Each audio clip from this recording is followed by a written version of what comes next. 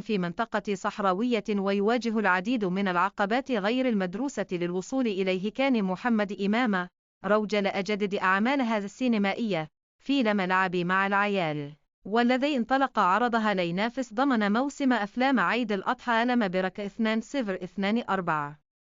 ولعب الفنان محمد إمام في الفيلم دور على مدرسة التاريخ الذي تضطرها للظروف للذهاب إلى الصحراء للعمل مع البدو. واجه العديد من المفرقات الكوميدية، وتدور أحداث الفيلم في القاهرة وماسة مطروح ودمياط وجنوب سيناء والبحر الأحمر. ويشارك في الفيلم الجميع، وهو من تأليف وإخراج شريف عرفة.